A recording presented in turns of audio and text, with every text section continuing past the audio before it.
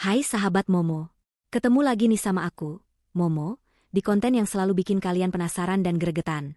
Aku tahu kalian udah pada nungguin banget cerita inspiratif, cerita motivasi, dan cerita kehidupan dari aku.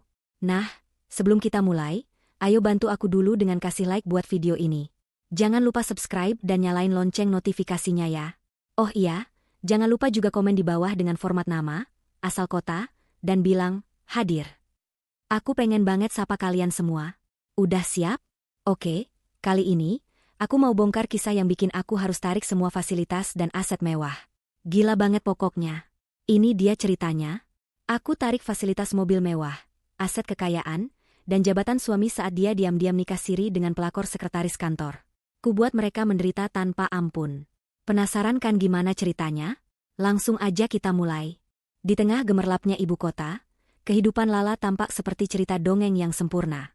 Pagi itu, cahaya matahari menembus tirai sutra di kamar megah mereka, menyinari setiap sudut ruangan yang dihiasi dengan perabotan mewah dari Italia. Lala melangkah ke balkon, memandangi kolam renang pribadi di bawah sana. Suasananya begitu tenang, kontras dengan gejolak hati yang belakangan ini mulai ia rasakan. Sejak menikah dengan Dimas, seorang CEO muda yang sukses dan tampan, hidup Lala memang bagai ratu. Semua fasilitas terbaik ada di tangannya. Mobil mewah, perhiasan, tas branded, semua tinggal sebut. Tapi, ada satu hal yang hilang. Ia merasa seperti boneka porselen yang hanya dipajang. Dimas terlalu sibuk. Sangat sibuk sampai-sampai komunikasi di antara mereka hanya sebatas di meja makan, itu pun jika Dimas pulang tepat waktu. Sayang, kamu sudah bangun? Suara bariton Dimas memecah keheningan. Ia keluar dari kamar mandi, sudah rapi dengan setelan jas mahal. Rambutnya yang sedikit basah meneteskan wangi parfum maskulin yang sudah sangat familiar bagi Lala. Lala menoleh, senyumnya sedikit dipaksakan. Sudah, Mas.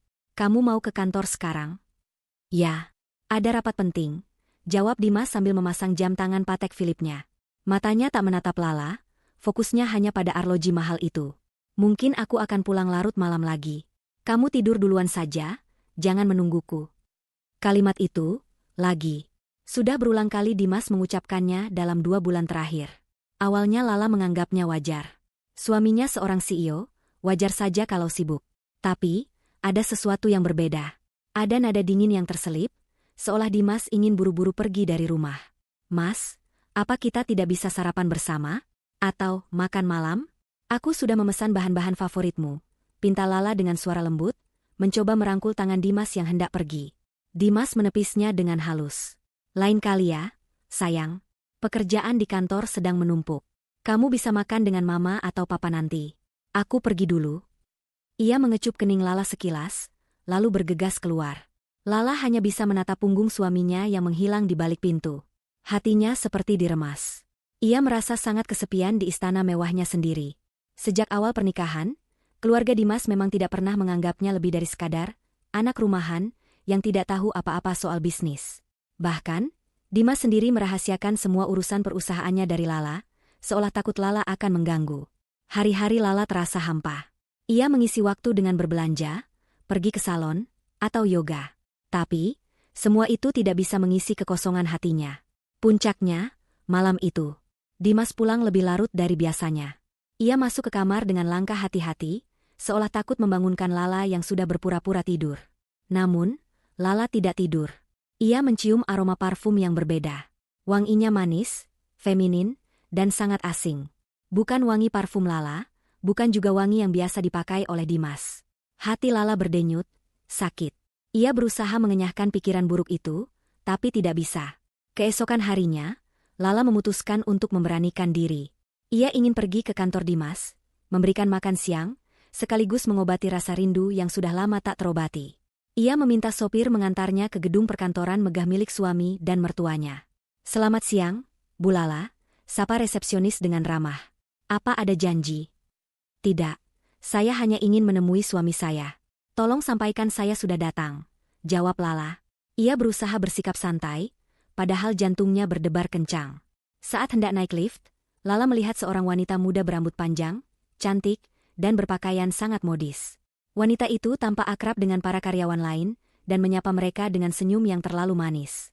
Begitu wanita itu melihat Lala, senyumnya sedikit pudar, digantikan tatapan menyelidik. Anda siapa? Tanya wanita itu dengan nada angkuh. Saya Lala, istri Dimas, jawab Lala tegas. Mata wanita itu membelalak. Lalu ia terkekeh kecil. Oh, jadi Anda istri Bapak Dimas? Saya pikir lupakan saja. Maaf, saya Siska, sekretaris pribadi Bapak Dimas yang baru. Sikap Siska yang aneh membuat Lala tidak nyaman. Wanita itu sama sekali tidak menunjukkan rasa hormat, bahkan terlihat sedikit meremehkan. Pakaiannya yang minim dan tatapan matanya yang genit membuat Lala merasa ada yang tidak beres. Di dalam ruangan Dimas, Lala melihat meja yang dipenuhi tumpukan dokumen. Ia mencoba bertanya pada Dimas tentang sekretaris barunya, tapi Dimas langsung mengalihkan pembicaraan. Dia profesional, kok. Pekerja keras, kata Dimas singkat. Percakapan mereka terasa hambar, bahkan Dimas terus-terusan melirik ponselnya. Lala akhirnya pulang dengan perasaan lebih hancur dari sebelumnya. Hatinya berteriak bahwa ada sesuatu yang disembunyikan Dimas darinya. Pada malam hari, Lala merasa semakin resah. Ia mengambil ponsel Dimas yang tergeletak di meja samping ranjang saat suaminya sedang mandi. Tidak ada chat aneh, tidak ada panggilan mencurigakan. Ia menghela napas lega, namun tiba-tiba matanya menangkap sesuatu di saku jas Dimas yang tergantung. Sebuah nota kecil dari butik perhiasan. Tanggalnya kemarin. Total belanjaannya puluhan juta. Dimas, ini apa? Tanya Lala saat suaminya keluar dari kamar mandi. Dimas terkejut. Lala, kenapa kamu menggeledah barang-barangku? Aku tidak menggeledah. Ini jatuh. Apa maksudnya? Kamu beli hadiah untukku? Tanya Lala penuh harap, mencoba membohongi perasaannya sendiri. Dimas langsung merebut nota itu. Wajahnya tegang. Bukan apa-apa. Ini untuk klien. Sudah, jangan terlalu ingin tahu, bentak Dimas. Bentakan itu bagai tamparan keras bagi Lala. Ini pertama kalinya Dimas membentaknya. Air mata mulai menggenang di pelupuk matanya. Aku istrimu, Dimas. Kenapa aku tidak boleh tahu? Kamu tidak perlu tahu urusan pekerjaanku. Cukup urus rumah dan nikmati saja apa yang aku berikan. Jawab Dimas dingin, lalu ia membuang nota itu ke tempat sampah. Lala tak sanggup lagi menahan tangisnya. Ia berlari ke balkon, memandang langit malam yang gelap dan mendung. Tiba-tiba, ponselnya berdering. Nama di layar. Bu Indah, seorang kenalan dekat mereka. Lala, kamu di mana? Aku telepon Dimas tidak diangkat, kata Bu Indah.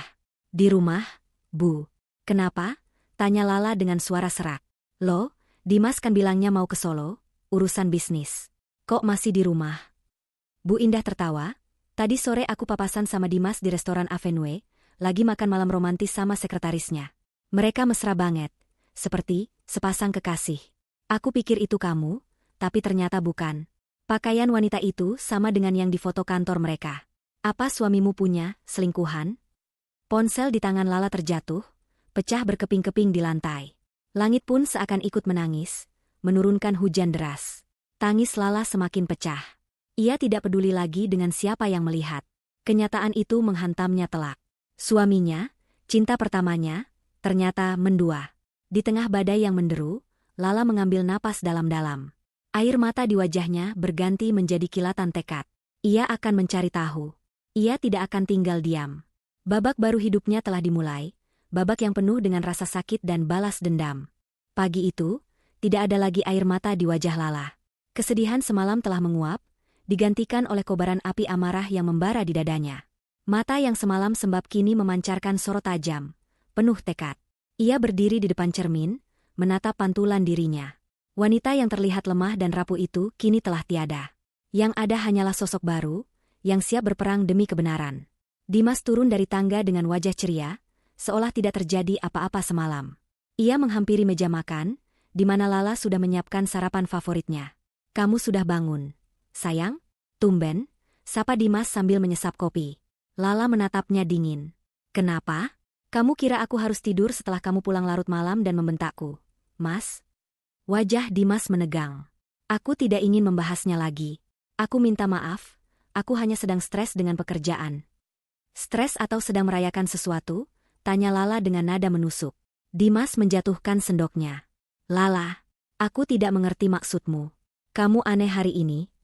Aku aneh atau kamu yang berubah? Yang satu-satunya berubah di rumah ini adalah kamu, Mas. Dulu kamu tidak pernah marah padaku. Dan sekarang, bahkan saat aku bertanya, kamu membentakku, balas Lala. Dimas berdiri, menghempaskan serbetnya di meja. Aku tidak punya waktu untuk drama pagimu. Aku ada meeting penting, katanya, lalu bergegas pergi. Lala hanya bisa menatap punggung Dimas yang menghilang. Hatinya sakit, tapi ia menahannya. Air mata sudah tidak berguna. Yang ia butuhkan sekarang adalah bukti. Bukti tak terbantahkan untuk membungkam kebohongan Dimas. Ia meraih ponselnya yang pecah semalam, mengambil sisa kartu SIM-nya, dan memasukkannya ke dalam ponsel cadangan. Ia mulai mencari informasi. Bukan di internet, tapi lewat kontak-kontaknya. Lala tahu, untuk mendapatkan informasi yang akurat dan rahasia, ia harus memakai jasa yang sama rahasianya.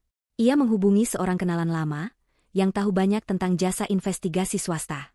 Dalam waktu kurang dari 2 jam, Lala sudah duduk di sebuah kafe terpencil di pinggiran kota, menunggu seorang investigator. "Halo, saya Pak Herman. Anda Nyonya Lala?" tanya seorang pria parubaya dengan pakaian kasual, tetapi sorot matanya tajam dan waspada. "Iya, saya," jawab Lala. Mereka berbincang panjang lebar. Lala menceritakan semuanya, mulai dari perubahan sikap Dimas, aroma parfum asing, hingga telepon dari Bu Indah semalam. Ia bahkan menceritakan tentang pertemuannya dengan Siska, sekretaris baru Dimas. Pak Herman mendengarkan dengan saksama, sesekali mengangguk, dan mencatat di buku kecilnya. "Nyonya, kasus seperti ini sering terjadi. Kami akan segera bekerja. Mohon siapkan foto-foto suami Anda dan sekretarisnya, serta berikan jadwal harian suami Anda selama seminggu terakhir," kata Pak Herman. "Saya ingin hasil yang akurat. Secepatnya," kata Lala tegas. "Tenang, Nyonya. Kami profesional. Dan, untuk hal yang lebih pribadi, kami juga bisa mencari tahu aset-aset yang tidak tercatat.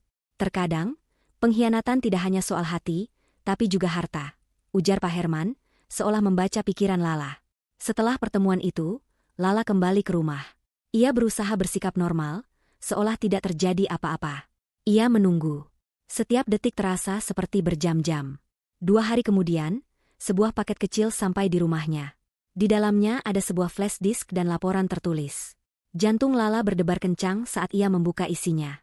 Layar laptopnya menampilkan serangkaian foto yang menghancurkan hatinya. Ada foto Dimas dan Siska makan malam romantis di sebuah restoran mewah. Foto mereka berdua berjalan beriringan sambil berpegangan tangan di sebuah mall. Bahkan ada foto Dimas yang mencium kening Siska di depan sebuah apartemen mewah. Punggung Lala merinding. Bukan hanya itu, ada juga salinan akta nikah siri, yang menunjukkan bahwa Dimas telah menikahi Siska secara diam-diam. Air mata Lala kembali mengalir.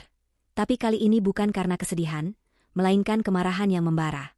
Rasa sakit itu memicu Lala untuk melancarkan langkah selanjutnya. Ia memutuskan untuk pergi ke kantor Dimas lagi. Ia harus mengonfirmasi sesuatu, sebuah dugaan yang muncul setelah melihat foto-foto itu. Saat berada di lobi, Lala bertemu dengan salah satu karyawan senior yang sudah lama bekerja di perusahaan suaminya. "Bu Lala, apa kabar?" "Lama tidak terlihat," sapa pria itu ramah. "Baik, Pak Arman. Bapak masih ingat saya?" tanya Lala. "Tentu saja. Siapa yang tidak kenal Nyonya besar di sini?" "Maaf, saya harus bergegas. Ada urusan mendadak," jawab Pak Arman. "Tunggu, Pak Arman. Sebenarnya ada yang ingin saya tanyakan." "Apa benar Pak Dimas sudah menikah siri?" tanya Lala tanpa basa-basi. Pak Arman terkejut. Wajahnya pucat. "Kenapa ibu bertanya begitu? Siapa yang bilang?" "Saya sudah tahu semuanya, Pak. Tolong, jujur saja," pinta Lala. Pak Arman akhirnya mengalah. "Iya, Bu. Maaf, saya tidak berani bilang.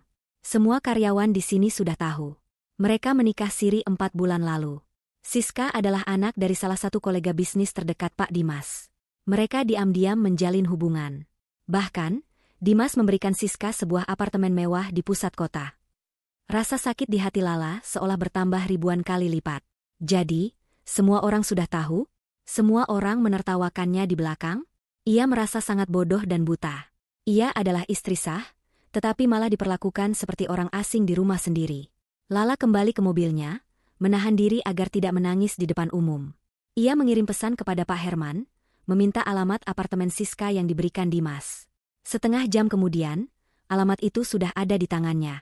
Lala menyuruh sopirnya pergi, lalu ia menyetop taksi. Ia tidak ingin ada yang tahu kemana ia akan pergi. Ia tiba di sebuah gedung apartemen megah, yang sama dengan yang ada di foto yang dikirimkan Pak Herman. Lala naik ke lantai yang dimaksud. Jantungnya berdebar kencang saat ia berdiri di depan pintu apartemen itu. Tangannya gemetar saat ia memasukkan kunci cadangan yang ia temukan di tas kerja Dimas beberapa hari yang lalu. Pintu terbuka. Lala melangkah masuk, napasnya tercekat. Apartemen itu dipenuhi dengan foto-foto mereka berdua, yang ia kira hanya urusan pekerjaan. Di atas meja, ada beberapa dokumen penting. Lala mengambilnya, dan matanya membelalak. Itu adalah dokumen transfer aset. Dimas sedang memindahkan beberapa saham perusahaan atas nama Siska. Bahkan ada dokumen pengajuan kredit besar-besaran dengan nama Siska sebagai penjamin. Lala membalik-balik dokumen itu, matanya berkaca-kaca. Ia melihat dokumen yang paling penting, surat nikah siri. Di situ tertera jelas nama Dimas dan Siska, berikut tanda tangan mereka berdua. Tapi, di bagian bawah, ada satu nama yang menarik perhatian Lala. Nama ayah Dimas tertera sebagai saksi. Jadi, keluarga suaminya tahu? Mereka semua ikut andil dalam pengkhianatan ini? Lala tidak hanya dikhianati oleh suaminya, tapi juga oleh seluruh keluarga mertuanya. Mereka semua merencanakan ini, menganggap Lala hanya orang luar yang bisa mereka buang kapan saja. Lala mengambil ponselnya, memotret semua dokumen penting itu. Tangannya gemetar, tapi ia harus kuat. Ia harus punya bukti. Saat ia membuka laptop Siska, ia menemukan sebuah file yang dilindungi kata sandi. Ia mencoba berbagai kombinasi, lalu ia mengetik, Dimas, dan berhasil. Di dalamnya, ia menemukan rencana besar Dimas dan Siska. Mereka berencana untuk mengajukan kredit besar, membeli saham-saham perusahaan lain, dan membuat Dimas menjadi CEO dari perusahaan baru, lalu perlahan-lahan menguras aset perusahaan mertuanya. Kemarahan Lala mencapai puncaknya. Ia melihat sebuah foto kecil di samping laptop Siska. Itu adalah foto keluarga Dimas dan Siska di sebuah acara resmi. Di belakang mereka, berdiri ayah dan ibu Dimas, tersenyum bangga. Air mata Lala jatuh. Tapi kali ini, ia tidak menangis. Ia hanya menatap foto itu dengan tatapan kosong, seolah jiwanya sudah mati. Ia meninggalkan apartemen itu, mengunci pintu di belakangnya. Di dalam tasnya, ada salinan dokumen yang akan menghancurkan Dimas dan Siska. Ia bukan lagi Lala yang rapuh. Ia sekarang adalah wanita yang terluka, yang akan mencari keadilan. Dan ia tahu bahwa keadilan itu harus ia buat sendiri. Balas dendamnya baru saja dimulai, dan ia akan memastikan Dimas dan Siska merasakan setiap tetes penderitaan yang ia rasakan. Hujan malam itu telah reda, menyisakan hawa dingin yang menusuk ke tulang. Namun, hati Lala terasa lebih dingin lagi. Ia kembali ke rumah megah yang kini terasa seperti penjara emas. Di tangannya, ia memegang ponselnya yang berisi salinan bukti-bukti pengkhianatan Dimas dan Siska. Air mata sudah mengering, digantikan oleh kobaran api yang membakar jiwa. Ia bukan lagi wanita yang rapuh dan mudah ditipu. Kini, ia adalah seorang ratu yang telah diturunkan paksa dari tahtanya, dan ia akan mengambilnya kembali. Lala duduk di ruang kerjanya, di depan layar laptop yang menampilkan dokumen-dokumen mengerikan itu. Rencana jahat Dimas dan Siska terpampang jelas. Mereka tidak hanya mengkhianatinya. Mereka berencana merampas seluruh harta dan aset yang sebenarnya milik keluarga Lala, warisan yang selama ini disembunyikan. Amarah Lala tidak lagi meledak-ledak, melainkan mendidih perlahan, mengubahnya menjadi strategi yang dingin dan mematikan. Mereka ingin membuatku menderita? Baiklah. Aku akan menunjukkan arti penderitaan yang sesungguhnya, bisik Lala pada dirinya sendiri. Ia membuka kontak ponselnya, mencari nama yang selama ini hanya ia tahu dari berita, Dion Pratama, pengacara perceraian paling ditakuti di kota. Dion terkenal karena tidak pernah kalah dan selalu bisa membalikkan keadaan. Butuh waktu hampir 2 jam bagi Lala untuk bisa mendapatkan janji temu dengannya. Keesokan harinya, Lala datang ke kantor Dion dengan pakaian sederhana, jauh dari kesan glamor seorang istri CEO. Ia duduk di seberang Dion, yang menatapnya dengan pandangan skeptis. Nyonya Lala, saya sudah tahu siapa Anda.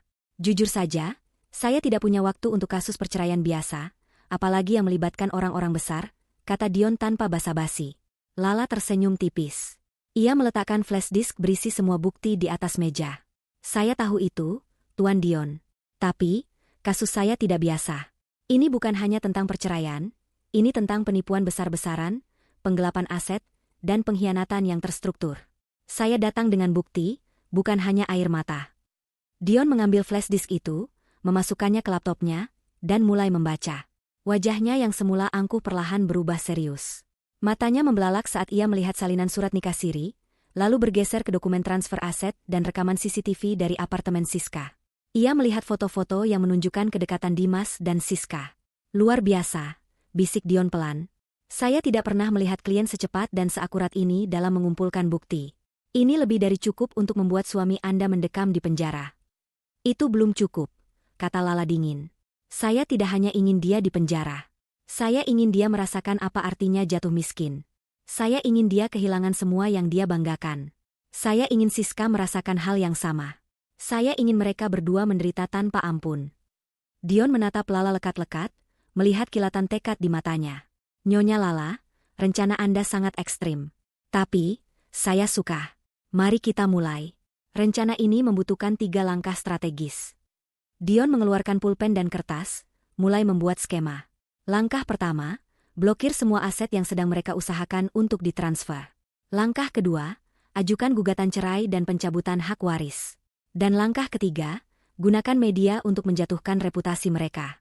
Setelah pertemuan dengan Dion, Lala menghubungi seorang teman lama dari masa kuliahnya, yang kini menjadi salah satu pakar IT terkemuka. Ia meminta bantuannya untuk meretas beberapa sistem keamanan finansial milik Dimas dan Siska.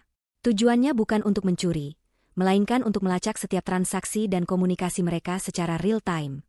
Di rumah, Lala melanjutkan perannya sebagai istri yang naif dan patuh. Ia menyiapkan makan malam dengan senyum, bertanya tentang pekerjaan Dimas, dan mendengarkan keluh kesahnya. Dimas yang mengira Lala sudah melupakan insiden semalam, mulai bersikap santai. Ia bahkan sering membicarakan rencananya tanpa sadar. Sayang, minggu depan aku akan ada deal besar. Kalau ini berhasil, kita bisa beli villa baru di Bali, kata Dimas sambil meminum anggur yang disiapkan Lala. Lala hanya tersenyum. Semoga lancar, Mas. Senyumnya itu bukanlah senyum kebahagiaan, melainkan senyum penuh arti, seolah ia menyimpan rahasia besar. Di balik senyumnya, Lala terus bekerja. Ia bertemu dengan pakar keuangan yang disarankan Dion. Pria itu menjelaskan bagaimana Dimas dan Siska mencoba menggunakan aset perusahaan untuk jaminan pinjaman bank. Rencana mereka sangat licik, tetapi Lala sudah selangkah di depan. Dengan bantuan timnya, Lala mulai menyusup ke dalam sistem mereka, menanamkan bom waktu di setiap transaksi yang mereka buat. Suatu malam, Dimas pulang dengan wajah tegang. Ia membanting pintu dan melempar jasnya ke sofa. Sialan, kenapa ini bisa terjadi? Teriaknya frustrasi. Ada apa, Mas? Tanya Lala lembut. Ia mendekati suaminya, berpura-pura cemas. Proyek yang sudah hampir selesai, tiba-tiba dibatalkan. Investor dari Jepang membatalkan semuanya tanpa alasan yang jelas. Padahal, aku sudah menghabiskan miliaran untuk melobi mereka. Dimas mengacak-acak rambutnya, tidak mengerti apa yang sedang terjadi. Lala tersenyum di dalam hati. Ia tahu. Rencana pertama berhasil. Ia telah meminta timnya untuk mengirimkan data-data palsu kepada para investor, yang menunjukkan bahwa perusahaan Dimas sedang berada di ambang kebangkrutan karena manajemen yang buruk. Tentu saja, itu adalah kebohongan yang disebarkan untuk memblokir langkah Dimas. Keesokan harinya, Dimas semakin putus asa. Ia mendengar kabar dari beberapa rekan bisnisnya, bahwa rencana mereka untuk merger dengan perusahaan lain juga gagal. Lala tahu, ini adalah ulah Pak Dion. Pengacara itu sudah mulai memainkan perannya, menyebarkan isu negatif tentang Dimas di kalangan pebisnis. Sayang, sepertinya ada yang tidak beres di kantor, gumam Dimas. Aku merasa ada yang mencoba menjatuhkanku. Lala meletakkan tangannya di bahu Dimas. Jangan khawatir, Mas. Mungkin ini hanya cobaan. Kamu pasti bisa melaluinya. Tentu saja, Dimas tidak tahu bahwa orang yang mencoba menjatuhkannya adalah orang yang sedang menepuk bahunya. Lala mengamati setiap kepanikan Dimas dengan kepuasan yang tersembunyi. Ia menikmati setiap detik penderitaan suaminya. Ini baru permulaan. Lala menghubungi Dion lagi.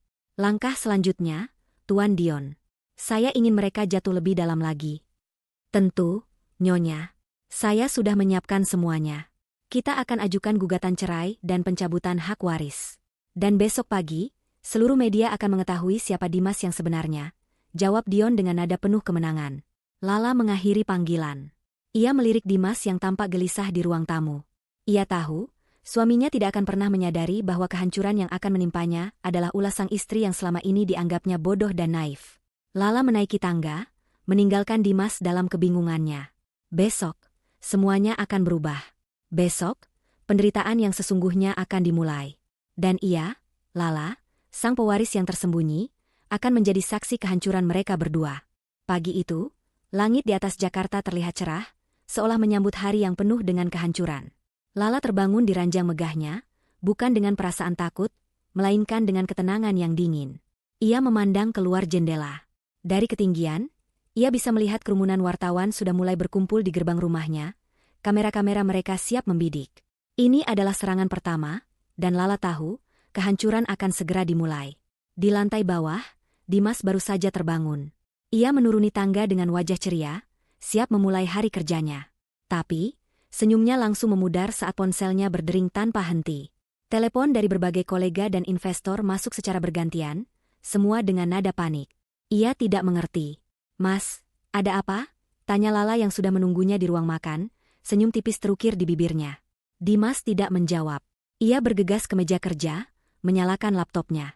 Matanya membelalak, wajahnya pucat pasi. Layar laptopnya dipenuhi dengan berita utama dari semua media terkemuka. CEO Dimas Arga terlibat skandal nikah siri, diduga gelapkan aset perusahaan. Terungkap. Dimas dan sekretaris cantiknya menikah diam-diam, rencanakan pengurasan aset. Bisnis Dimas Arga diambang kehancuran, diduga penipuan skala besar. Dimas merasakan lututnya lemas. Ia tidak bisa bernapas. Ia tidak mengerti bagaimana semua informasi itu bisa bocor. Setiap detail, bahkan yang paling rahasia sekalipun, terpampang jelas di media massa. Nama Siska dan skandal mereka menjadi topik pembicaraan nomor 1. Kamu yang melakukannya?" tanya Dimas, menatap Lala dengan tatapan tidak percaya. Lala hanya tersenyum. "Apa? Mas? Bukankah kamu yang sering bilang jangan ikut campur urusan bisnis? Aku hanya mengikuti saranmu." Dimas tidak percaya. Ia mengambil kunci mobil dan bergegas keluar. Ia ingin kabur, menenangkan diri. Tapi, ia terhenti di depan gerbang. Puluhan wartawan menyerbu, berebut melontarkan pertanyaan. "Bapak Dimas, benarkah Anda menikahi sekretaris Anda? Apakah Anda akan menceraikan istri sah Anda, Nyonya Lala? Bagaimana dengan dugaan penggelapan aset perusahaan?" Dimas berusaha menerobos kerumunan, tapi ia tak bisa. Ia berbalik, menatap Lala yang masih berdiri di teras rumah. Lala memberinya tatapan penuh kemenangan, seolah berkata, "Ini baru permulaan." Dimas akhirnya berhasil masuk kembali ke rumah. Ia duduk di sofa, kepalanya pusing. Ia mengambil ponselnya, mencoba menghubungi banknya, tapi semua panggilan masuk ditolak. Ketika ia akhirnya berhasil terhubung, ia mendengar kabar yang lebih mengejutkan. "Maaf, Bapak Dimas. Seluruh rekening pribadi dan perusahaan Anda telah dibekukan atas perintah pengadilan. Semua aset Anda, termasuk properti dan kendaraan atas nama Anda, sudah disita. Ini adalah permintaan langsung dari kuasa hukum Nyonya Lala." Dimas menjatuhkan ponselnya. Tubuhnya ambruk di sofa. Seluruh kekayaannya, yang ia bangun dengan susah payah, kini menghilang begitu saja dalam sekejap mata. Ia merasa seperti kehilangan pijakan di tanah. Di saat yang sama, Siska juga mengalami kehancuran yang serupa. Ponselnya terus berdering, berisi cacian dan makian dari teman-teman dan keluarganya. Ia melihat berita di televisi, wajahnya terpampang jelas. Ia menangis histeris. Ia berlari ke garasi, mencoba mengambil mobil mewah yang diberikan Dimas, tapi ia melihat mobil itu sedang diderek. "Nona Siska, maaf, ini mobil sudah disita. Silakan turun," kata seorang petugas dari mobil derek. Siska menjerit, tidak percaya. Ia masuk kembali ke apartemennya, tapi ia melihat semua perabot mewah, termasuk tas-tas branded dan perhiasan, sedang diangkut oleh beberapa petugas. "Apa-apaan ini? Ini milik saya," teriaknya. "Maaf, Nona. Semua aset ini atas nama perusahaan. Dan perusahaan telah menarik kembali semua fasilitas ini." Siska merasakan dunianya hancur. Ia berlari keluar dari apartemen, bergegas ke kantor Dimas. Ia harus bertemu Dimas, mencari tahu apa yang sebenarnya terjadi. Mereka harus mencari solusi bersama. Di kantor, Dimas sedang duduk di ruang kerjanya, wajahnya kusut. Pintu terbuka, dan Siska masuk dengan napas terengah-engah. "Mas, apa yang terjadi? Mobilku, perhiasanku, semuanya disita. Apa yang harus kita lakukan?" tanya Siska histeris. Dimas menatapnya kosong. "Semua rekeningku juga dibekukan. Semua asetku disita. Kita tidak punya apa-apa lagi." Tiba-tiba, pintu terbuka. Masuklah Lala, tidak lagi dengan pakaian rumahan, tapi dengan setelan jas mahal yang membuatnya tampak berwibawa. Di belakangnya, berdiri seorang pria tegap yang tak lain adalah Dion, sang pengacara terkemuka. Dimas dan Siska menatap Lala dengan tatapan tidak percaya. Lala tersenyum sinis. "Terkejut, Mas? Kupikir kamu lupa kalau kita masih terikat pernikahan. Jadi, Semua asetmu adalah aset bersama. Dimas bangkit, menatap Lala dengan tatapan penuh amarah. Jadi kamu yang melakukan ini semua? Lala tertawa hambar. Tentu saja. Siapa lagi? Kamu pikir aku bodoh? Aku tahu segalanya, Mas. Aku tahu kalian menikah siri. Aku tahu kalian berencana menguras aset-aset perusahaan. Bahkan aku tahu, ayahmu menjadi saksi di pernikahan haram kalian. Dimas dan Siska terdiam. Wajah mereka memucat. Mereka tidak pernah menduga bahwa Lala akan mengetahui semua ini. Mereka mengira Lala adalah wanita bodoh yang bisa mereka buang begitu saja. Apa maksudmu dengan aset perusahaan? Tanya Dimas, suaranya bergetar. Lala berjalan perlahan, melingkari meja kerja Dimas. Kamu pikir mobil-mobil mewah itu milikmu? Jam tangan mahal, apartemen mewah, bahkan jabatanmu? Kamu pikir itu semua hasil kerjamu? Kamu salah besar, Mas. Lala menatap Dimas dengan tatapan meremehkan. Semua yang kamu miliki, semuanya itu adalah milik keluargaku. Kamu hanyalah menantu yang diberi kepercayaan untuk mengelola kekayaan kami. Tapi, kamu malah menyalahgunakannya. Semua aset itu atas nama perusahaan, dan sekarang, perusahaan itu adalah milikku. Dimas dan Siska terkejut. Apa? Itu tidak mungkin, teriak Dimas. Lala menyeringai. Ya, itu benar. Nama Lala di perusahaan adalah nama samaran, untuk merahasiakan identitas asliku dari media dan orang-orang sepertimu. Aku adalah pewaris tunggal perusahaan ini, Mas. Semua aset ini milikku. Dan sekarang, aku mengambilnya kembali. Lala mengeluarkan selembar surat dari tasnya dan meletakkannya di meja. Ini adalah surat gugatan cerai. Dan ini, surat pemecatan untukmu, Dimas.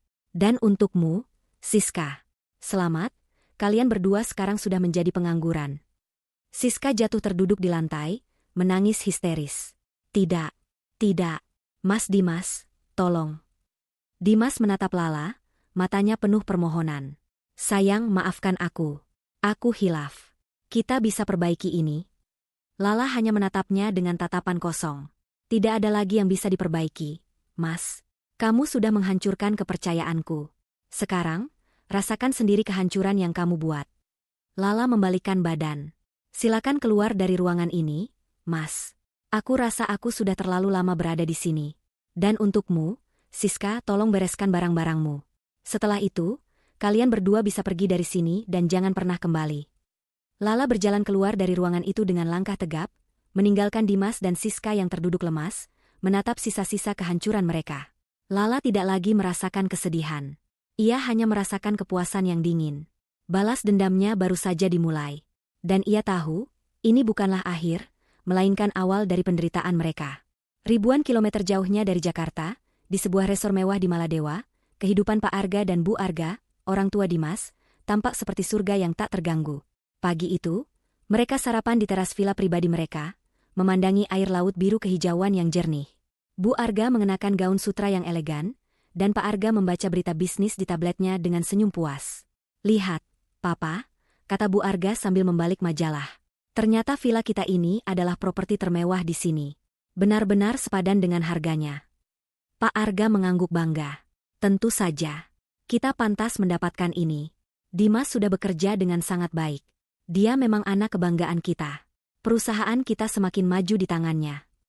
Mereka berdua tidak tahu, di saat yang sama, dunia yang mereka banggakan sedang hancur lebur di tangan sang pewaris yang sah. Mereka menikmati makan siang mewah, berjemur di bawah matahari, dan sorenya memesan perawatan spa di resor tersebut. Saat Pak Arga mengeluarkan kartu kredit untuk membayar, kartu itu ditolak. Maaf, Tuan, kartu Anda tidak bisa digunakan, kata petugas spa.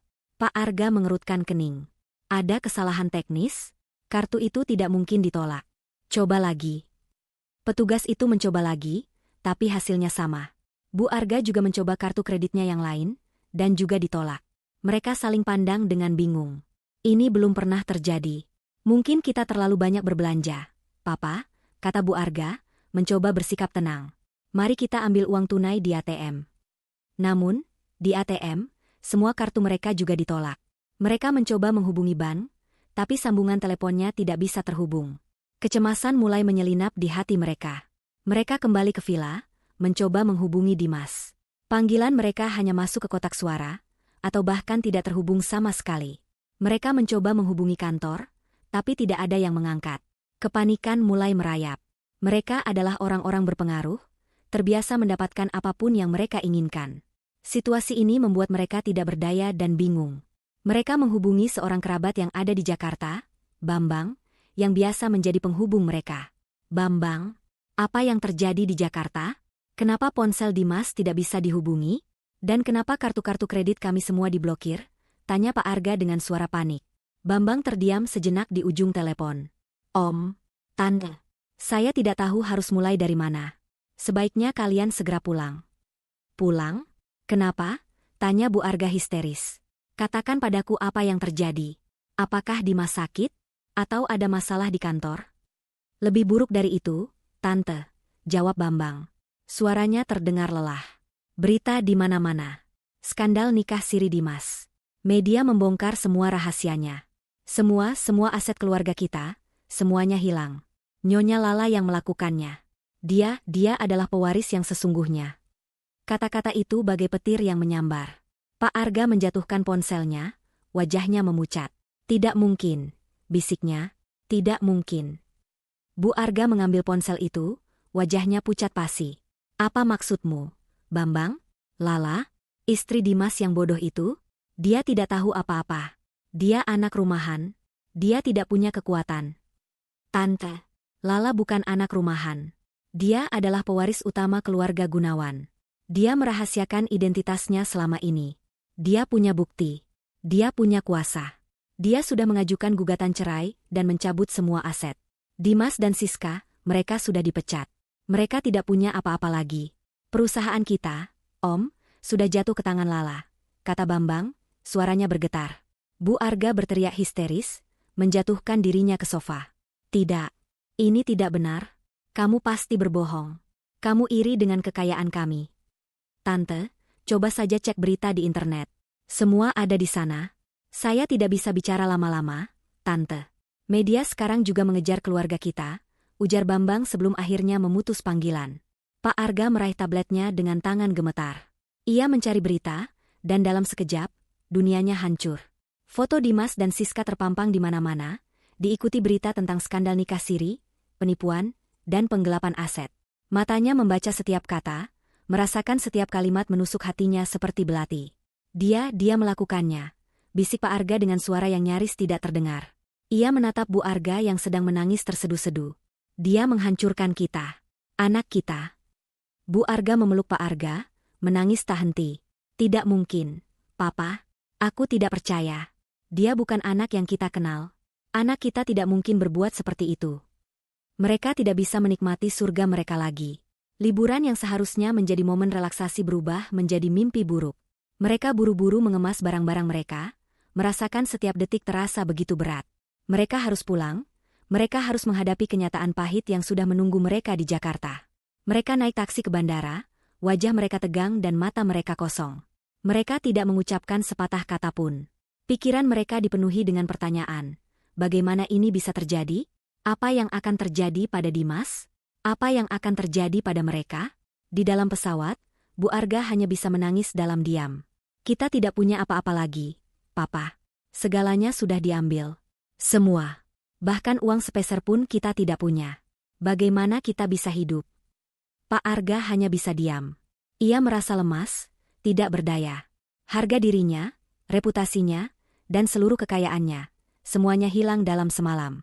Lala tidak hanya menghancurkan Dimas, dia juga menghancurkan seluruh keluarga mereka. Pesawat mendarat di Jakarta.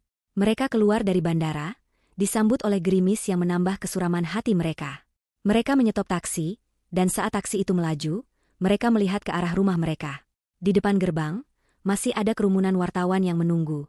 Mereka tidak berani pulang. Mereka tidak punya tempat lagi untuk pergi. Pak Arga menatap istrinya, lalu ia meraih ponselnya dan mencoba menghubungi seseorang. Halo, aku butuh bantuanmu sekarang. Kita dalam masalah besar. Mereka tidak tahu bahwa mereka akan menemukan diri mereka di tengah kehancuran, tanpa ada tempat untuk berlindung. Dan Lala, sang dalang dari semua ini, akan menyaksikan mereka jatuh. Dan mereka akan menyadari bahwa penderitaan yang mereka rasa belumlah seberapa. Dunia yang tadinya penuh kilauan dan kemewahan kini berubah menjadi kegelapan yang pekat. Dimas dan Siska terdampar di sebuah hotel kelas melati. Aroma apek, kasur yang terasa keras, dan suara bising dari jalanan di luar jendela adalah kenyataan baru yang harus mereka hadapi. 2 hari setelah kekacauan itu, mereka tidak lagi mengenakan pakaian mahal.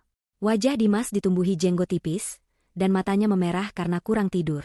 Sementara Siska terus-terusan merengek, makeupnya luntur, dan rambutnya acak-acakan. "Ini semua gara-gara kamu, Mas," teriak Siska histeris.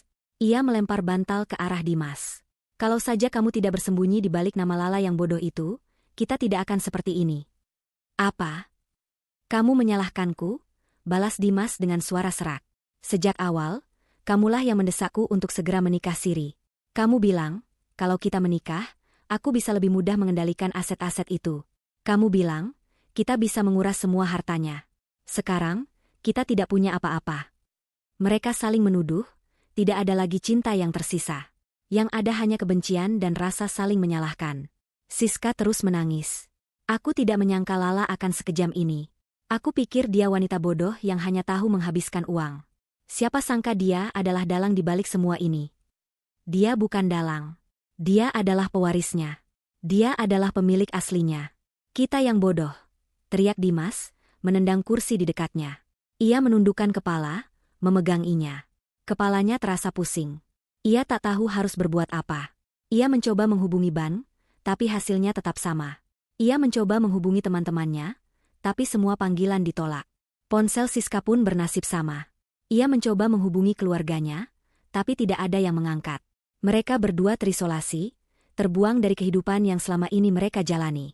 Di sisi lain, Pak Arga dan Bu Arga baru saja tiba di Jakarta.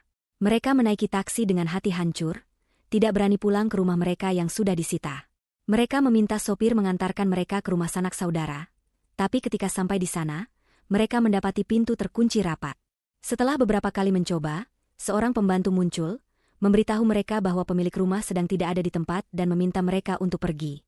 Tapi ini kami. Pamannya, bibinya. "Kenapa kami diusir?" tanya Bu Arga dengan suara bergetar. "Maaf, Nyonya. Tapi Tuan dan Nyonya bilang, jika ada keluarga yang datang mohon untuk tidak membukakan pintu," jawab sang pembantu, lalu menutup pintu dengan cepat. Pak Arga dan Bu Arga saling pandang. Terasa seperti tamparan keras di wajah. Ternyata, berita tentang kebangkrutan mereka sudah menyebar ke seluruh keluarga. Mereka malu, tidak tahu harus pergi kemana. Pak Arga akhirnya meminta sopir taksi untuk mengantar mereka ke hotel yang sama tempat Dimas dan Siska tinggal. Di lobi hotel, Pak Arga melihat Dimas dan Siska yang duduk di sofa dengan wajah kusut. Ia tidak percaya bahwa anaknya, yang dulu sangat gagah dan berwibawa, kini terlihat begitu tak berdaya. Amarahnya memuncak. "Dimas, apa yang kamu lakukan?" teriak Pak Arga, suaranya menggema di lobi. Dimas dan Siska menoleh, terkejut melihat Pak Arga dan Bu Arga yang juga tampak kacau. "Papa, Mama, kenapa kalian di sini?" tanya Dimas. "Kenapa? Kenapa kamu bertanya kenapa?" bentak Pak Arga, berjalan mendekati Dimas.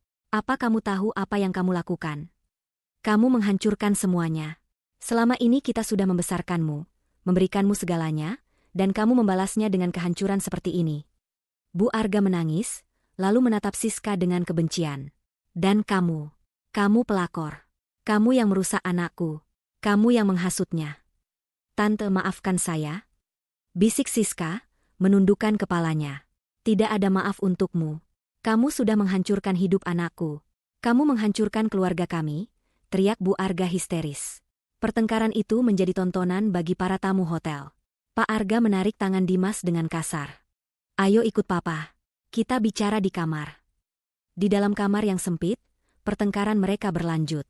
Pak Arga menampar Dimas dengan keras. "Kenapa kamu bodoh sekali? Kamu tahu siapa Lala? Kenapa kamu tidak pernah memberitahuku soal pernikahan siri itu?" Aku minta maaf, Pak. Aku tidak tahu Lala adalah pewarisnya," jawab Dimas, air matanya mengalir. "Tentu saja kamu tidak tahu. Karena kamu terlalu sibuk dengan wanita ini." Pak Arga menunjuk Siska dengan marah. "Pak, Siska tidak salah. Kita yang salah. Kita semua salah," teriak Dimas. Di tengah kekacauan itu, seorang petugas hotel datang, membawa sebuah paket. "Maaf, ini ada surat untuk Bapak Dimas," katanya. Dengan tangan gemetar, Dimas membuka surat itu. Itu adalah surat dari firma hukum Dion Pratama, pengacara Lala. Isinya membuat mereka berempat terdiam.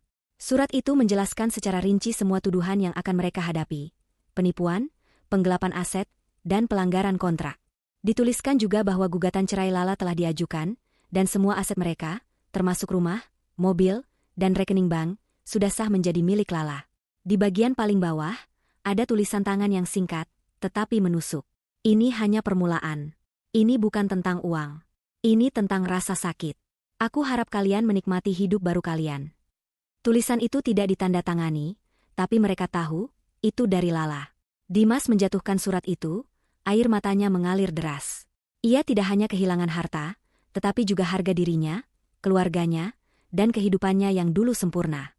Mereka berempat, yang tadinya adalah keluarga terhormat dan kaya, kini hanya sekelompok orang yang putus asa, terkurung di kamar hotel kecil, tanpa harapan, tanpa masa depan. Mereka menyadari, penderitaan yang Lala janjikan, benar-benar nyata. Dan ini, baru permulaan. Ancaman kebangkrutan yang mereka hadapi, hanyalah pintu gerbang menuju penderitaan yang tak terbayangkan. Bau apek dan pengap di kamar hotel itu, terasa seperti racun bagi keluarga yang dulunya terbiasa hidup dalam kemewahan. 3 hari setelah kehancuran total, Dimas dan Siska masih di sana, bersama dengan Pak Arga dan Bu Arga yang terpaksa menumpang. Hubungan mereka, yang dulu terjalin karena kepentingan dan kebanggaan, kini hancur lebur, digantikan oleh rasa saling menyalahkan dan kebencian. Siska duduk di sudut kamar, merenggut. Aku tidak bisa hidup seperti ini. Aku butuh udara segar, aku butuh makanan enak. Aku tidak mau makan mie instan lagi. Rengeknya, Dimas menatapnya dengan pandangan kosong. Ia terlalu lelah untuk berdebat. Hidupnya, yang dulu penuh dengan rapat penting dan keputusan besar, kini hanya tentang mencari cara untuk membeli sebungkus rokok. Diamlah, Siska. Ini semua salahmu, bisiknya dengan suara serak. Salahku? Teriak Siska. Kamu yang bodoh. Kamu yang tidak tahu bahwa istrimu adalah pewaris yang sesungguhnya. Kamu yang merencanakan semua ini. Aku hanya menuruti maumu. Bu Arga yang sedari tadi menangis, kini bangkit. Ia menatap Siska dengan mata penuh kebencian. Kamu yang menghancurkan keluarga kami. Kamu yang menghasut anakku. Jika saja kamu tidak datang di hidupnya, ini tidak akan terjadi. Cukup, teriak Pak Arga. Wajahnya tampak lebih tua dari biasanya. Rambutnya memutih, dan sorot matanya yang dulu tegas kini terlihat lemas. Kita tidak akan mendapatkan apa-apa dengan saling menyalahkan. Kekayaan kita sudah habis. Reputasi kita sudah hancur. Kita tidak punya siapa-siapa lagi. Mereka semua terdiam. Tidak ada yang bisa membantah. Mereka telah diisolasi, dijauhi oleh semua orang yang dulu mereka sebut teman. Dimas hanya bisa menatap pantulan dirinya di cermin yang berembun, tidak mengenali dirinya sendiri. Dulu, ia adalah CEO yang dihormati, kini ia hanya seorang pria putus asa yang tidak punya apa-apa. Ia teringat akan wajah Lala, saat ia membentaknya, saat ia mengatakan bahwa ia hanya wanita rumahan yang tidak tahu apa-apa. Betapa bodohnya ia. Pak Arga berjalan mondar-mandir di ruangan sempit itu, otaknya terus berpikir. Ia tahu ada satu-satunya cara yang paling memalukan, tetapi satu-satunya cara untuk keluar dari kehancuran ini. Ia berhenti, menatap putranya. Dimas, panggilnya. Papa sudah punya ide. Ide apa lagi, Pak? Kita sudah hancur. Tidak ada ide yang bisa menyelamatkan kita, jawab Dimas dengan nada putus asa. Ada. Satu-satunya cara adalah, kita harus menghubungi Lala. Semua orang di ruangan itu terkejut. Bu Arga langsung protes. Tidak, Papa. Harga diri kita masih ada. Kita tidak bisa memohon padanya. Setelah semua yang dia lakukan. Pak Arga menatap istrinya dengan tatapan dingin. Harga diri? Apalagi yang tersisa, Mama? Kita tidak punya uang sepeser pun. Kita tidak punya rumah. Kita tidak punya siapa-siapa. Kita harus menelan ludah kita sendiri. Lala adalah satu-satunya harapan kita. Dimas terdiam. Ia tidak bisa membayangkan harus menelepon Lala dan memohon ampun. Itu adalah hal yang paling memalukan yang pernah ia bayangkan. Tapi, ia tahu Pak Arga benar. Aku akan meneleponnya, kata Pak Arga dengan suara bergetar. Ia mengambil ponselnya, mencari nomor Lala yang dulu ia hapus. Ia menemukan nomor itu di buku telepon lama yang kebetulan ia bawa. Tangannya gemetar saat ia memencet tombol. Jantungnya berdebar kencang. Ia tidak tahu apakah Lala akan mengangkatnya atau tidak. Di ujung telepon yang lain, Lala sedang duduk di ruang kerjanya. Kini, ruang itu benar-benar menjadi miliknya. Ia sedang meninjau laporan keuangan perusahaan, mengenakan pakaian kerja yang elegan dan berwibawa. Ponselnya berdering, dan sebuah nama asing muncul di layarnya. Lala mengerutkan kening, lalu mengangkatnya. "Halo," suara Lala terdengar dingin dan profesional. "Lala, ini Papa. Papa mertuamu." Suara Pak Arga terdengar serak dan rendah. Lala terdiam sejenak. Ia tahu ini adalah panggilan darurat yang ia nantikan. Ia meletakkan laporan keuangannya, duduk tegak di kursinya. "Ada apa, Pak? Saya tidak punya urusan lagi dengan Anda." "Lala, dengarkan Papa dulu. Papa dan Mama di sini, kita semua, kita hancur. Kita kehilangan segalanya. Papa tidak tahu Dimas sudah melakukan ini. Papa sangat menyesal. Tolong berikan kami kesempatan untuk bicara. Kami mohon." Suara Pak Arga memohon, diiringi isak tangis dari Bu Arga di belakangnya. Lala hanya terdiam, mendengarkan. Ia bisa mendengar semua penderitaan dalam suara mereka. Ia bisa mendengar kepanikan, ketidakberdayaan, dan penyesalan. Selama ini, ia hanya bisa membayangkan hal ini terjadi, dan sekarang, ia mendengarnya langsung. Kepuasan itu begitu manis. Di kamar hotel, Dimas hanya bisa menundukkan kepala. Ia mendengar ayahnya memohon kepada Lala, seorang wanita yang dulu ia anggap remeh. Ia merasa sangat kecil. Lala akhirnya memecah keheningan. "Apa yang Anda mau?" tanyanya dingin. Kami ingin bertemu denganmu, Lala. Kami ingin meminta maaf. Kami ingin tahu apa yang bisa kami lakukan untuk mengembalikan semuanya." Dimas sangat menyesal. Dia sudah menjadi orang lain, kata Pak Arga. Lala tersenyum sinis. "Menyesal? Apakah penyesalan bisa mengembalikan semua yang sudah saya rasakan? Apakah penyesalan bisa menghapus luka yang sudah kalian berikan kepada saya? Tentu saja tidak. Tapi kami mohon, kami tidak punya apa-apa lagi. Lala, kami tahu kamu adalah orang baik. Tolong beri kami kesempatan. Mohon Pak Arga lagi." Lala menghela napas panjang. Ia mengambil keputusan. Ini adalah bagian dari rencananya, untuk melihat mereka berlutut di hadapannya. "Baik. Saya akan memberikan kalian kesempatan."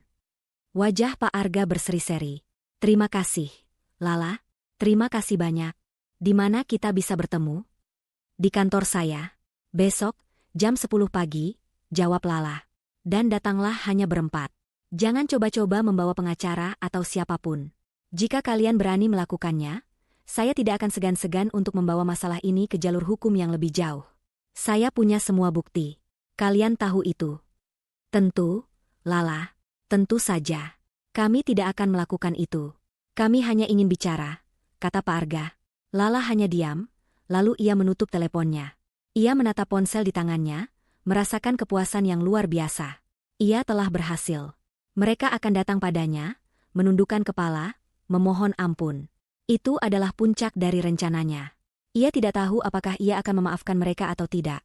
Tetapi ia tahu bahwa ia akan menikmati momen itu. Di kamar hotel, Pak Arga menatap Dimas dan Bu Arga dengan wajah yang bersemangat. Dia setuju.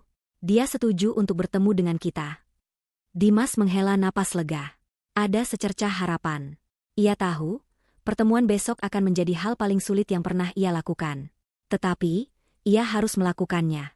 Ia harus menghadapi wanita yang ia hancurkan, dan memohon ampun. Ia tahu, harga dirinya sudah tidak ada lagi. Pukul 10 pagi, lobi gedung perusahaan yang dulu dipimpin oleh Dimas terasa seperti arena pertunjukan.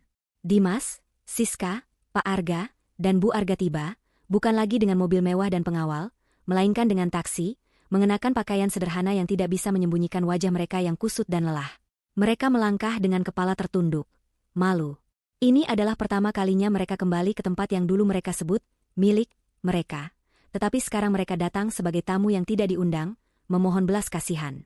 Seorang staf wanita yang mereka kenal dulu dengan ramah menuntun mereka ke lift pribadi, yang dulu hanya bisa digunakan oleh Dimas. Suasana di dalam lift terasa mencekam, dipenuhi keheningan yang canggung. Mereka tahu, di ujung lift ini, Lala menunggu. Pintu lift terbuka, dan mereka diantar ke sebuah ruangan yang megah dan luas. Sebuah meja panjang dari kayu jati solid mendominasi ruangan. Di belakangnya, kursi CEO yang besar dan mewah tampak kosong. Dari jendela, terlihat pemandangan kota Jakarta yang membentang luas, seolah seluruh kota ada di genggaman orang yang duduk di kursi itu. Mereka duduk di kursi tamu, menunggu. Mereka tidak tahu harus bicara apa. Rasa tegang memenuhi udara. Tidak lama kemudian, pintu terbuka. "Masuklah Lala." Ia tidak lagi mengenakan pakaian santai seperti yang mereka kenal. Ia mengenakan setelan jas berwarna merah tua yang berani, rambutnya tertata rapi, dan wajahnya dipulas riasan yang menonjolkan sorot matanya yang tajam. Ia terlihat seperti seorang pemimpin yang berwibawa, bukan wanita rumahan yang dulu mereka remehkan. "Silakan duduk." Suara Lala terdengar dingin dan lugas. Ia duduk di kursi CEO, menatap keempat orang di depannya. Matanya memancarkan kekuatan dan kekuasaan yang tak bisa dibantah. Pak Arga berdeham. Ia mencoba memulai, tapi tenggorokannya terasa tercekat. Ia menunduk. "Lala, kami datang untuk meminta maaf. Kami tidak menyangka semua ini bisa terjadi. Kami semua sangat menyesal." "Menyesal?" kata Lala, nada suaranya datar. "Apa yang membuat kalian menyesal? Karena kalian tertangkap? Atau karena kalian sudah kehilangan segalanya?" Pertanyaan itu menusuk, membuat Pak Arga tak bisa menjawab. Dimas mengangkat kepalanya, menatap Lala dengan mata penuh penyesalan. "Lala, aku minta maaf. Aku tahu aku sudah keterlaluan. Aku tidak hanya menghancurkanmu, tapi aku juga menghancurkan keluargaku. Aku mohon, berikan kami kesempatan untuk memperbaiki semuanya." "Memperbaiki?" Lala terkekeh sinis. "Apa yang bisa diperbaiki, Mas? Apa yang kamu hancurkan bukan hanya harta, tapi juga kepercayaanku. Dan itu tidak akan pernah bisa diperbaiki." Lala berdiri, berjalan perlahan mengelilingi meja. "Aku tidak hanya bicara tentang pengkhianatanmu, Mas. Aku juga bicara tentang kebohongan yang selama ini kalian semua sembunyikan." Lala berhenti, menatap Pak Arga dan Bu Arga. "Kalian pikir aku hanya wanita bodoh yang bisa kalian buang kapan saja? Kalian pikir Dimas benar-benar membangun perusahaan ini dari nol?" Wajah Pak Arga dan Bu Arga memucat. Mereka tahu, ada sesuatu yang disembunyikan Lala dari mereka. "Selama ini, kalian beranggapan bahwa Dimas adalah CEO hebat, pewaris tunggal, dan kalian berhak atas semua kekayaan ini," kata Lala. "Kenyataannya, kalian hanya pengelola. Kalian hanya pengurus harta yang sebenarnya bukan milik kalian." "Apa maksudmu?" tanya Pak Arga, suaranya bergetar. Lala mengambil napas dalam-dalam. Inilah momen yang ia tunggu-tunggu. Momen untuk mengungkapkan kebenaran yang selama ini tersembunyi. "Ayahku bukanlah pebisnis yang biasa-biasa saja.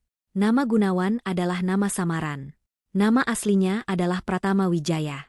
Dia adalah seorang investor kelas dunia. Perusahaan yang kalian anggap sebagai milik kalian hanyalah bagian kecil dari asetnya. Semua kekayaan yang kalian nikmati, mobil-mobil, rumah, perhiasan semuanya adalah milik keluargaku. Dan aku adalah pewaris tunggalnya." Seketika, ruangan itu terasa sunyi. Dimas dan keluarganya menatap Lala dengan tatapan tidak percaya. Mereka merasa seperti dunia mereka berputar. Selama ini, mereka bangga karena memiliki perusahaan besar, tapi ternyata mereka hanya orang suruhan. "Ayahku adalah seorang jenius yang suka menyembunyikan identitasnya," lanjut Lala. "Dia tidak ingin kekayaan kami menjadi sorotan. Dia ingin aku hidup normal, jauh dari intrik dunia bisnis. Jadi, dia menyerahkan manajemen perusahaan ini kepada ayahmu, Pak Arga. Dia percaya bahwa kalian bisa mengelolanya dengan baik, demi masa depan kami. Dan kalian malah menyalahgunakannya." Pak Arga menundukkan kepalanya, tidak bisa berkata-kata. Ia merasa seperti pecundang. Selama ini, ia bangga karena bisa membangun perusahaan yang besar, tapi ternyata ia hanyalah pengurus dari kekayaan orang lain. Bu Arga menangis.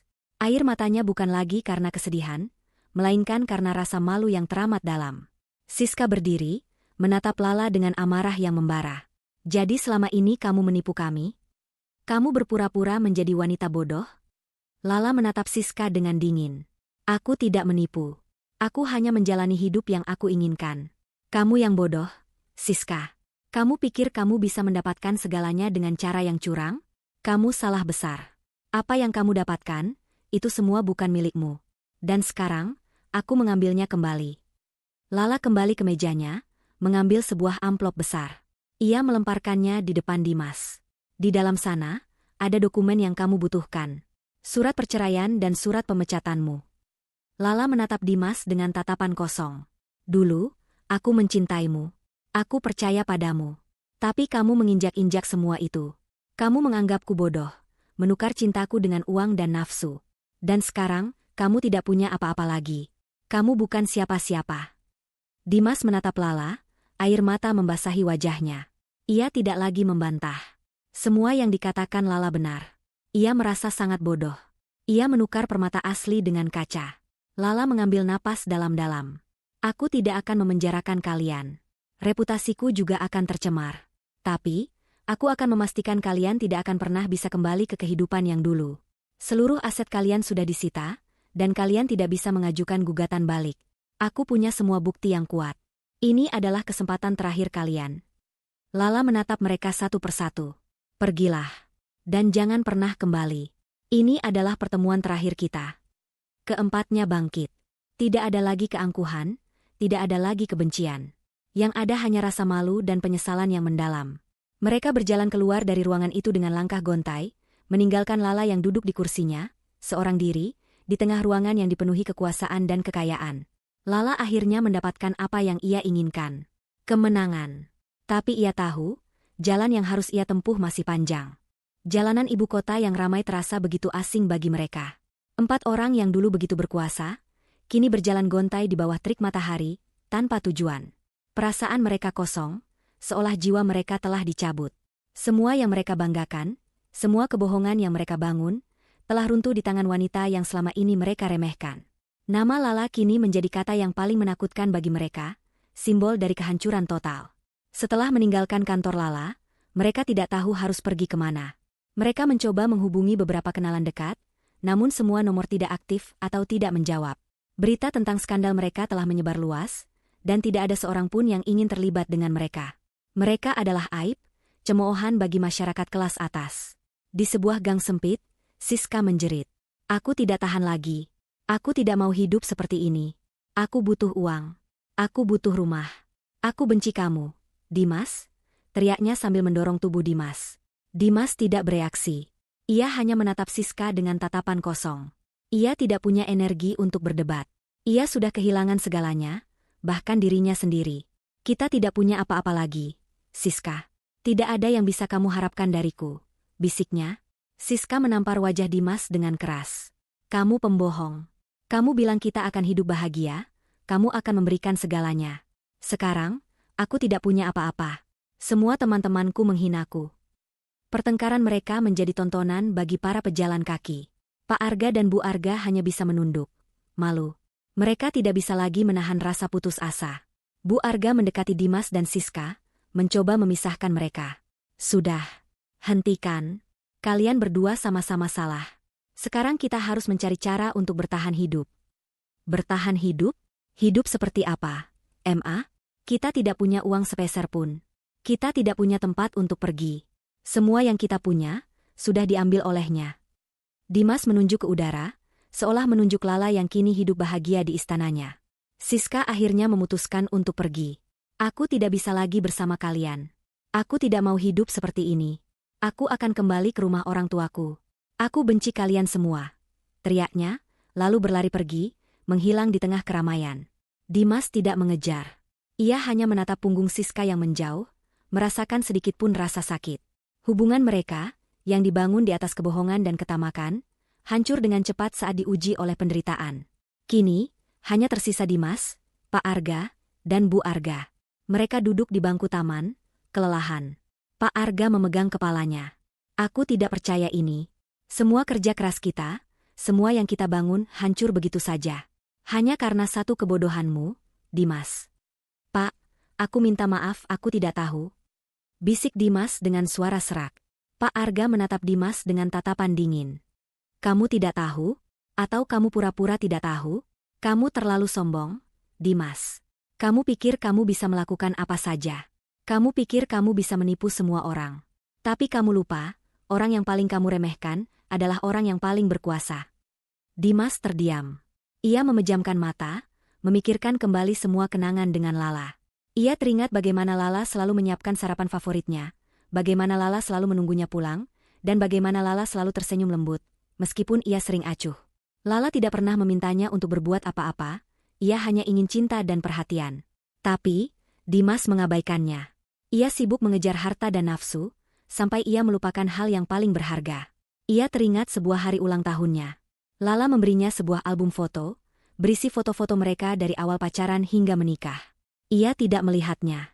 Ia hanya menaruhnya di laci, sibuk dengan ponsel dan pekerjaannya. Ia bahkan tidak memeluk Lala saat itu, hanya mengucapkan terima kasih dengan singkat. Sekarang, ia rela memberikan segalanya untuk kembali ke hari itu, untuk melihat senyum tulus Lala lagi. Di sisi lain, Siska kembali ke rumah orang tuanya, hanya untuk menemukan pintu terkunci. Orang tuanya sudah pergi, meninggalkan pesan singkat bahwa mereka malu dan tidak ingin bertemu dengannya. Siska menangis, duduk di trotoar, merasa sangat sendirian. Tidak ada yang peduli padanya. Ia teringat Lala, yang selalu memiliki keluarga yang peduli dan setia. Ia teringat bagaimana Lala selalu tampak bahagia, meskipun hidupnya sederhana. Ia menyadari, kebahagiaan sejati tidak bisa dibeli dengan uang, dan ia telah menghancurkannya untuk selamanya. Dimas dan orang tuanya mencoba mencari pekerjaan, tapi tidak ada perusahaan yang mau menerima mereka. Nama mereka sudah tercemar. Mereka mencoba meminjam uang, tapi semua bank menolak. Mereka terpaksa tinggal di sebuah losmen kumuh, tidur di kasur yang sudah lusuh. Suatu malam, Dimas melihat foto Lala di koran bisnis. Lala terlihat begitu berwibawa, elegan, dan penuh senyum. Ia diwawancarai tentang kesuksesan perusahaannya. Dimas membaca setiap kata, merasakan setiap kalimat menusuk hatinya. Ia melihat senyum Lala dan menyadari, itu adalah senyum yang tulus. Senyum yang tidak pernah ia lihat lagi sejak ia mengkhianatinya. Dimas menangis, menutupi wajahnya. Ia tidak hanya kehilangan harta, tapi ia juga kehilangan cintanya, harga dirinya, dan keluarganya. Pak Arga dan Bu Arga telah memutuskan untuk kembali ke kampung halaman, meninggalkan Dimas sendirian. Kami tidak bisa lagi menanggung malu ini, Dimas. Maaf, kamu harus hadapi ini sendiri, kata Pak Arga saat mereka berpisah. Kini, Dimas benar-benar sendirian. Di tengah malam yang dingin, ia duduk di trotoar, memandangi langit. Ia teringat janji Lala, aku akan membuat kalian menderita tanpa ampun. Ia menyadari, Lala telah berhasil. Ia tidak hanya mengambil harta, tapi juga menghancurkan jiwa mereka. Penyesalan yang ia rasakan tidak akan pernah berakhir. Itu adalah hukuman terberat baginya. Ia memikirkan kembali semua yang telah ia lakukan, semua kebohongan yang ia ucapkan, semua kepercayaan yang ia khianati. Ia merindukan Lala. Bukan Lala yang berkuasa dan kaya raya, tetapi Lala yang sederhana, yang mencintainya dengan tulus. Ia tahu, ia tidak akan pernah bisa mendapatkan itu kembali. Ia telah membuangnya, dan ia akan menyesalinya seumur hidupnya. 1 tahun telah berlalu sejak pertemuan terakhir di kantor itu. Dunia berputar, dan begitu juga hidup Lala. Ia tidak lagi bersembunyi di balik bayang-bayang. Ia adalah CEO yang dihormati, pemimpin yang bijaksana, dan wanita yang mandiri. Ruangan kantornya tidak hanya dihiasi dengan kemewahan, tetapi juga dengan plakat-plakat penghargaan yang ia raih, bukti dari kerja keras dan integritasnya. Pagi itu, Lala duduk di kursinya, memandangi pemandangan kota dari ketinggian. Ia tidak merasakan kebencian lagi. Rasa sakit yang dulu menusuknya kini telah digantikan oleh rasa damai dan kepuasan yang mendalam. Ia berhasil memulihkan semua aset perusahaannya, membersihkan nama baiknya, dan membuktikan kepada semua orang bahwa ia bukan hanya seorang wanita rumahan. Di sisi lain kota, kehidupan Dimas dan Siska tidak berjalan dengan mulus. Mereka tidak pernah lagi bertemu sejak Siska pergi di malam itu. Pilihan hidup mereka kini adalah konsekuensi dari perbuatan mereka. Dimas kini bekerja sebagai petugas kebersihan di sebuah pusat perbelanjaan. Pakaiannya yang kotor dan wajahnya yang dipenuhi keringat adalah cerminan dari kehidupan barunya. Ia yang dulu selalu mengenakan pakaian mewah dan sepatu mahal, kini mengenakan seragam lusuh dan sepatu robek. Setiap kali ia melihat seorang pria mengenakan setelan jas, ia teringat dirinya sendiri. Ia teringat bagaimana dulu ia tertawa, bagaimana dulu ia sombong, bagaimana dulu ia memandang rendah orang lain. Ia sering duduk di sela-sela waktu istirahatnya, memandangi koran-koran bisnis. Setiap kali ia melihat foto Lala di sana, hatinya terasa seperti diremas. Bukan karena marah, tetapi karena penyesalan yang mendalam. Ia melihat senyum Lala yang tulus, wajahnya yang berseri-seri, dan ia tahu, kebahagiaan itu tidak akan pernah bisa ia miliki lagi. Ia telah menukar berlian dengan batu, dan ia akan menyesalinya seumur hidupnya. Suatu sore, ia melihat seorang pria parubaya yang berjalan dengan gontai di jalanan. Wajahnya kusut, dan ia mengenakan pakaian yang sederhana. Itu adalah Pak Arga. Dimas menatap ayahnya, merasa sedih. Ayahnya, yang dulu begitu berwibawa, kini hanyalah seorang pria tua yang putus asa, kehilangan harga dirinya. Mereka saling melihat, tidak mengucapkan sepatah kata pun. Tidak ada yang perlu dikatakan. Penyesalan mereka terlalu besar untuk diungkapkan dengan kata-kata. Sementara itu, Siska harus menelan pahitnya kehidupan. Orang tuanya tidak mau menerimanya kembali, dan ia harus hidup sendiri. Ia mencoba melamar pekerjaan, tetapi tidak ada perusahaan yang mau menerimanya karena reputasinya yang sudah hancur. Ia terpaksa bekerja di tempat yang tidak layak, dengan upah yang minim, dan harus berjuang untuk bertahan hidup. Ia yang dulu selalu mengenakan pakaian mewah dan bergaul dengan orang-orang kaya, kini hidup dalam kemiskinan dan kesepian. Ia sering melihat Lala di televisi, menjadi sosok yang dihormati dan dikagumi. Rasa iri dan amarahnya tidak pernah pudar. Tetapi ia tahu, ini adalah konsekuensi dari perbuatannya. Satu hari, Lala sedang menghadiri sebuah acara bisnis. Ia berjalan dengan anggun, menyapa para tamu dengan ramah. Ia tidak lagi peduli dengan apa yang dikatakan orang lain. Ia tahu siapa dirinya, dan ia bangga akan dirinya sendiri. Saat ia sedang berbicara dengan seorang kolega, ia melihat sebuah sosok yang familiar. Itu adalah Dimas. Dimas sedang membersihkan lantai di sudut ruangan, wajahnya tertunduk. Ia tidak menyadari kehadiran Lala. Lala menatapnya, tidak ada lagi rasa benci, tidak ada lagi rasa sakit. Yang ada hanya rasa iba. Ia tahu, Dimas telah mendapatkan apa yang ia inginkan. Penderitaan yang sesungguhnya. Seorang kolega Lala menunjuk ke arah Dimas. Lihat, Lala. Itu mantan suamimu. Dia sekarang bekerja di sini. Dia terlihat sangat menyedihkan.